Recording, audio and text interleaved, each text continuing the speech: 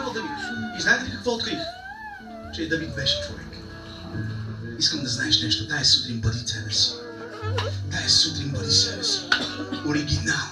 Христос иска тая сутрин да те благославя. Вижте, аз съм едно страхотно слово. Но преди да допълня само накратко, искам да бъда по-бързо, защото има други братя. Преди около 3 години, брата и сестри, дядо ми почива. От грозна болест, той имаше в сърцето си доста пъти имал инфаркт. И не знам, неща слагат в сърцето, как им катап или не знам там такива неща. Той почува и ние го закарваме в болницата. Вижте какво чудо Бог направи, брата и сестри. Тогава моят живот се промени чрез това чудо.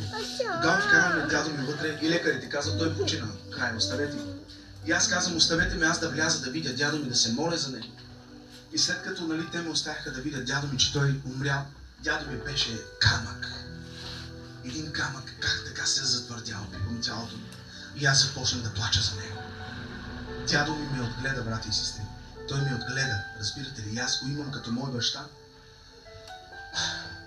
И аз плачах за него и казах, сега ще видите Божията слава. Обърнах се към всички, че той ще стане. Те казваха, това момче превъртя. Лекарите казват, оле, момчето май взе да превърти. Всички хора, леля ми, кака, всички казваха, какво става с теб, Асене? Аз казвам, нищо не става с мене. Исус е с мен тази сутрин. Алелуя, с теб е той. Той е вътре. Той е около теб. Алелуя, нека ръкопляскаме тази сутрин. Забележете какво става, брати и сестри. Нещо уникално в живота ми се случва. Дигнах ръцете си към Господа и казах само. Не много приказки. Не много приказки. Казах няколко приказки от сърцето си, както ви казах тази сутрин.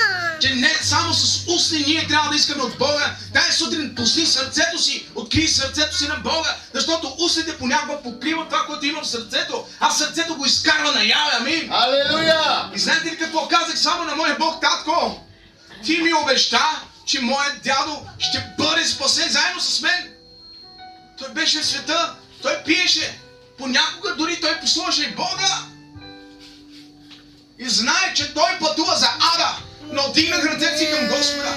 И когато дигнах ръцете си към Господа, аз видях славата на моя Бог Исус. Алелуя! Брати и сестри, само казах, тате, моля те, знам, че имаш план с него. Върни го. Върни го, моля те, върни го.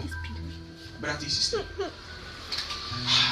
как да ви го обясня с думи, не знам. Но ще се опитвам някакси. Един вентилатор, как духа срещу теб. Така един въздух дойде от небето. И върху дядо ми. Това нещо идва и върху дядо ми. И дядо ми си пое един такъв въздух. Един такъв въздух си пое. И дядо ми възкръсна. Знаете ли защо? Защото Христос възкръсна. Алелуя! Знаете ли какво стана? Всички лекари се удивиха на това, което видяха.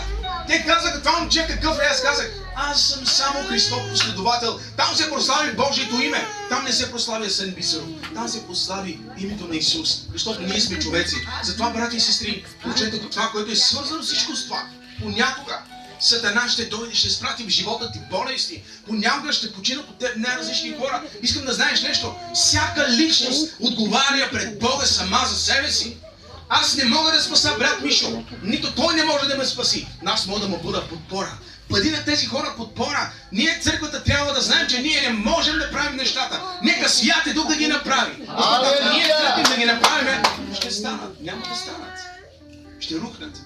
И тогава апостол Павел взе и хвалеше Господа. Къде го хвалеше? В петзвезден хотел ли го хвалеше апостол Павел? Той го хвалеше в тъмница. Какво ми говори за затвори тъмница тази сутрин? Понякога ние попадаме в такива места. Понякога ние попадаме в такива действия. Но какво става? Чрез хвалението, което ти отправяш с псалми от сърце. Албумът ми се казва много псалми от сърце. Когато ти отправяш от сърцето си хвалението към Бога, тогава веригите падат в живота ти. Тогава идва солото на Бог, тогава идва Святия Дух и твоите вериги, знаете какво става с тях? Те се заличават, заминават си някъде. Те падат. Алелуя! И тогава идва освобождението. Но не само ти ще бъдеш освободен. Запомни го. Когато се освободи апостол Павел, вътре се каза и затворниците се освободиха. И затворниците. Това, моето хваление ще освобождава и вас тази сутрин. Моята проповед ще освобождава и вас тази сутрин. Моето действие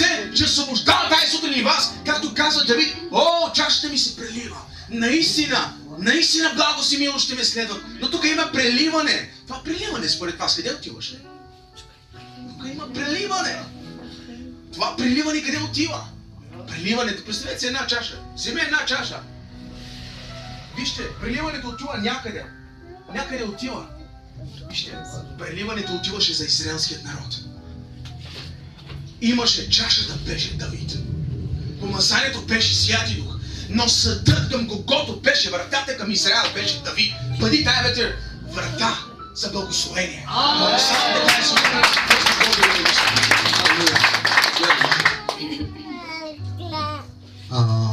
нека си приготвим сърцата. Освен си приготвим сърцата, аз искам малко да пръщам, да обича тази тема да говоря за 2 минутки и ще минаваме за дарение, защото имаме гости. Халелуя.